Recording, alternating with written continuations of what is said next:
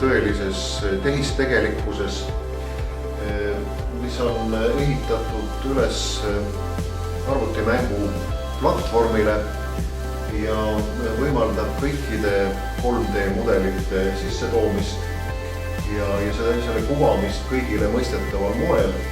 Inimesi on väga palju, väga erinevaid ja lõviosa neist ei ole suutelised 2D ja 2D on tegelikult meil arvutiekraanil või ka projektoriga seinale lastes ei ole suutelised ette kujutama endale tulevast ruumi, mis on arhitekti peas olemas.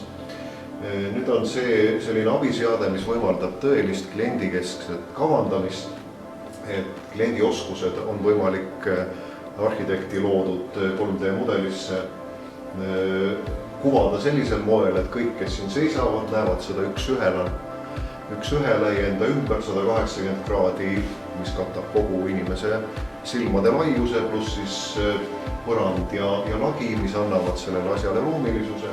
Praegu näeme seda asja nii-öelda tavalises 3Ds, aga selle funktsionaalsuses on veel stereoskoopilisus, mis tõstab ja muudab asja nagu täiesti ruumiliseks.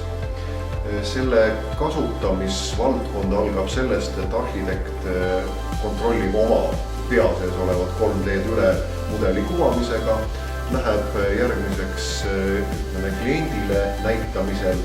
Klient saab teha väga kiireid otsuseid, et ta saab aru, millega on tegemist, mitte ei ole nii, et kui asi on valmis ehitatud, et siis ühel hetkel hoopis see tuli välja selline. Ja just nimelt see abi otsuste tegemisel inimestel, kes ei suuda väga hästi jooniseid lugeda ja neid on, nagu ma ütlesin, lõviosa.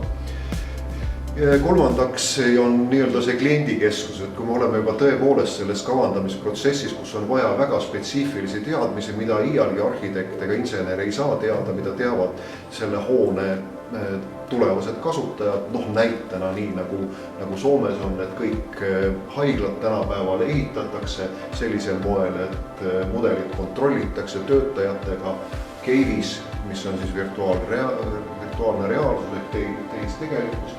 Igapäevaselt vastavad muudatused viiakse sisse ja kontrollitakse üle. Seade on ise selles mõttes nii lihtne, et just nimelt need samad õed on suutelised teda käivitama ühest sinisest nupust ja juhtima seda oma käte liigutustega, et arvutid on küllalt targad, et sellest aru saada.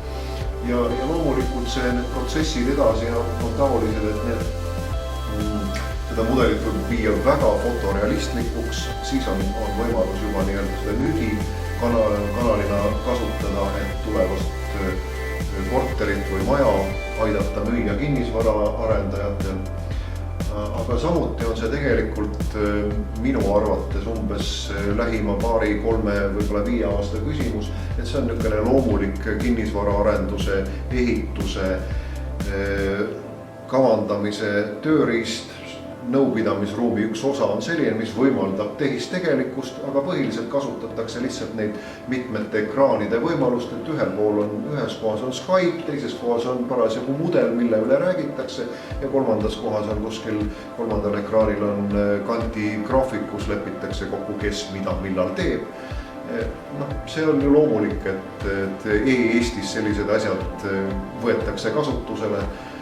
Praegu ülikonservatiivses ehituses, kus minu hinnangul me oleme ikkagi väga sügavas nõukogude ajas veel oma mõtlemisega. Et see on kummaline, et see veel muutunud ei ole.